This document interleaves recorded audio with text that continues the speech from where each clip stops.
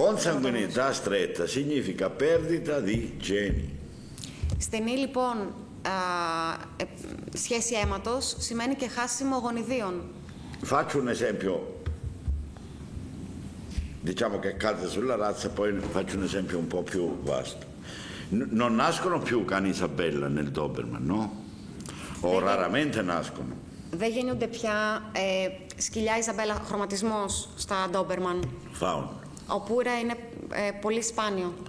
Non nascono più cani blu nel Doberman. Δεν γεννιούνται πια μπλε σκυλιά στα Doberman.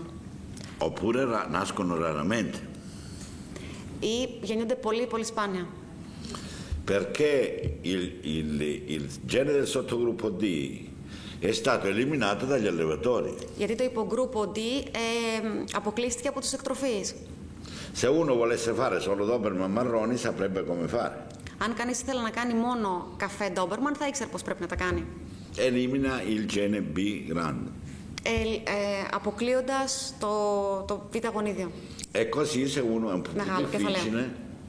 è un po' più difficile, cioè coppia marroni con marroni. Είναι πιο δύσκολο διασταυρώνοντας καφέ με καφέ, πύρινα με πύρινα.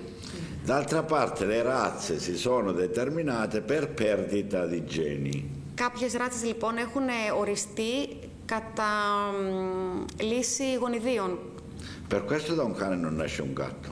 Γι' αυτό λοιπόν ένας σκύλος δεν γίνεται γάτος. E andando avanti da un Doberman non nasce il pastore tedesco. Και προχωρώντας, γιατί από ένα Doberman δεν φτάνουμε σε ένα γερμανικό πιμενικό.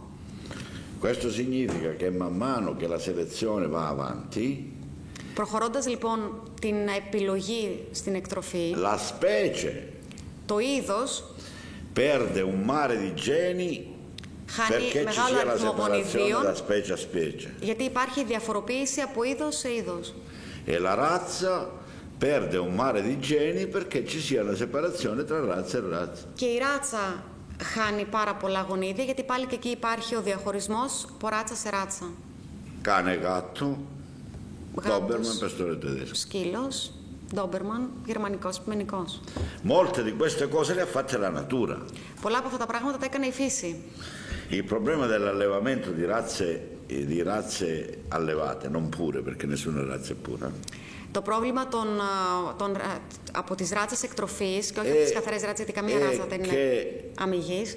L'uomo είναι ο άνθρωπος che deve manipolare questi geni. Είναι ο άνθρωπος που πρέπει να διαχειριστεί αυτά τα γονίδια. Questa premessa è chiara per te che mi hai fatto la domanda.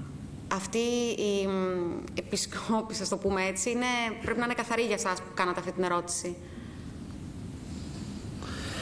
La consanguinità stretta η έντονη συγγένεια αίματος è una cosa molto pericolosa.